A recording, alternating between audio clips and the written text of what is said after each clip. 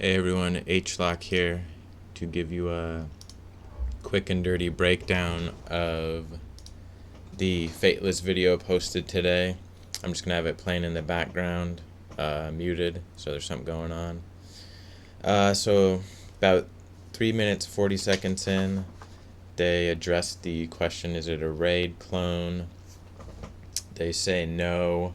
They're kind of using what's tried and true that we've seen so far. Essentially not making change just for change's sake doesn't really affect anything. He used the example, changing from 60 max level to 100. Because for them to essentially change so much, make a new genre, too much for a new studio.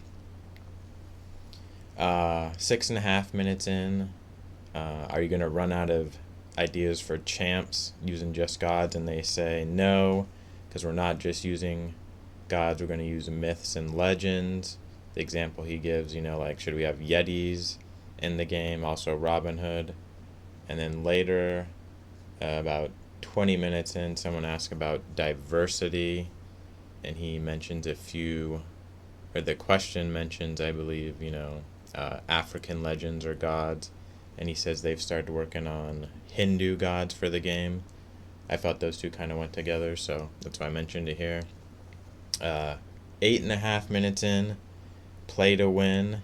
He says no prices are really set yet, so kind of vague there. He said they are aware of free to play being important, so they will create modes that you can compete fairly, even if you haven't spent money.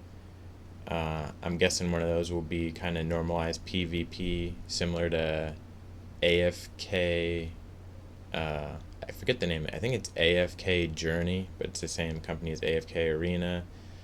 I didn't really play it too much, maybe about a month, but their PvP, you kind of get just a blank character with no gear, and there's only certain gear pieces you can get, and you basically win or lose, and you get currency within that mode that you can use to buy new champs, and then you upgrade, say, the star level of champs or gear. So they'd probably do something like that, is what I'm guessing. 10.5 minutes in, the beta will be Android and PC. The full rollout will be iOS and macOS as well. 16 minutes in, a trade system.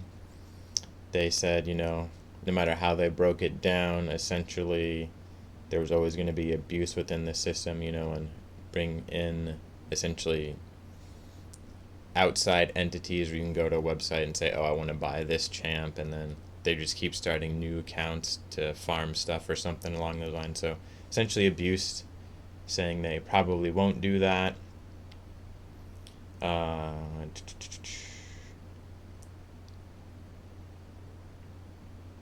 19 minutes in. Oh, the reliquary. Someone was concerned, would that be kind of locked behind specific champs? Like, say you need Zeus, and they said no, it would be more something like, oh, you need 5 members of this faction, or 3 members of this with 3 weapons from this faction. So they would never create it in a way that would be behind a paywall.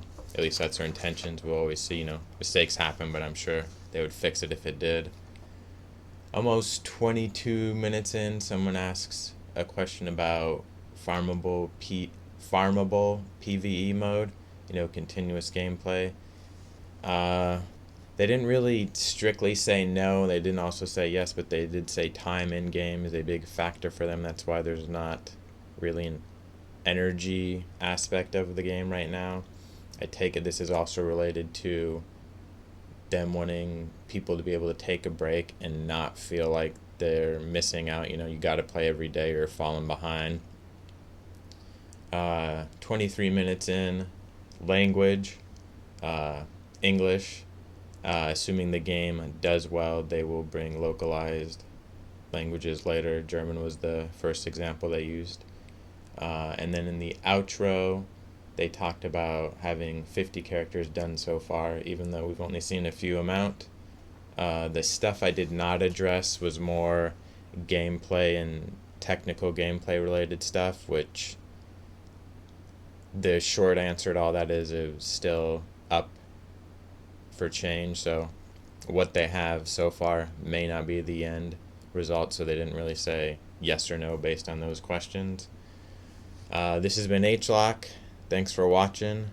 That's the quick and dirty breakdown of today's video, answering all the hard Godforge questions. Thanks. Bye.